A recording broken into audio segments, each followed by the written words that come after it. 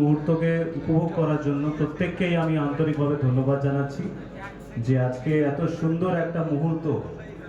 আমার মনে হয় লালগোলার ইতিহাসে একটা অন্যতম আজকে মুহূর্ত, বিকজ হাজার হাজার মানুষকে এর আগে ভগবান গোলাকে জমি জায়গা রেজিস্ট্রি করতে হতো, এবং জমি জায়গা রেজিস্ট্রি এমন জিনিস আছে না, প্রত্যেক পরিবারের প্রত্যেক মানুষ এর সঙ্গে অ্যাফেক্টেড হন, এর সঙ্গে যুক্ত হন, বিকজ সবার জমি কেনাকাটার একটা ব্যাপার থাকে।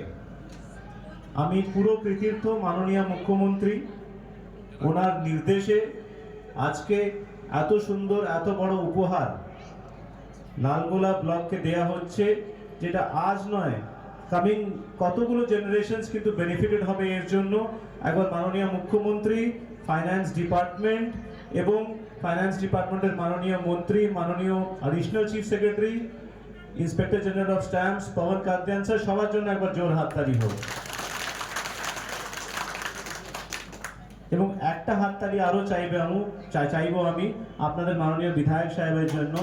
উনি কিন্তু লেগে থেকেছেন, উনি না থাকলে কিন্তু এটা অনেক আরো লেট হতো, কিন্তু উনি লেগে থেকেছেন বলে এটা পসিবল হয়েছে।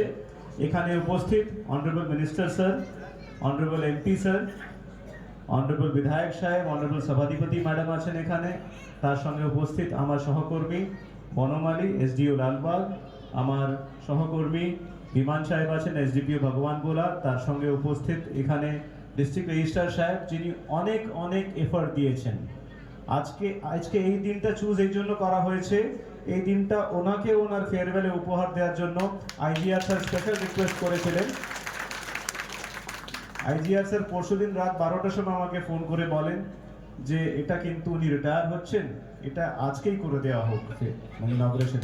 তারপরে ইমিডিয়েটলি আমি বিধায়ক সাহেবকে রিকোয়েস্ট করলাম, উনি আমার রিকোয়েস্টটা রাখলেন এবং আজকে আমরা তড়ঘড়িতে এই প্রোগ্রামটা অ্যারেঞ্জ করেছি। এখানে আপনারা এত দূর দূর থেকে এসেছেন। আপাতত যিনি এডিএস আর ভগবান গোলা আছেন ওনাকে এখানে ট্যাগ করা হচ্ছে, তারপরে এখানে ফুল ফ্লেজেড এডিএসআর দেওয়া হবে যাতে মানুষের কোনো অসুবিধা না হয়। এবং একটা জিনিস আমি এখানে বলে শেষ করব, আমার আইসি সাহেব, ওসি সাহেব আছেন এখানে, খুবই অ্যাক্টিভ অতুল সাহেব আছেন, আমি ওনাকেও বলবো, প্লাস আমার এডিএসআর যে প্রশাসন আছে ওনাকেও বলবো, একটা মানুষকেও 1 টাকা এক্সট্রা কাউকে না দিতে হয়, সেটা দেখতে হবে। এখানে কোনো দালাল চক্র, কোনো মোহরি মানে সেভাবে কিছু না চলে, এবং কাউকে 1 টাকা নিয়ে দিতে হয়। মানুষের যা রেজিস্ট্রির জন্য টাকা লাগে সেটা দিয়ে রেজিস্ট্রি যেমনি হয় সেটা দেখে নেবেন, এবং যদি কেউ বদমাইশি করে কঠোর ব্যবস্থা নেবেন, আমি এটা বলে যাচ্ছি এখান থেকে।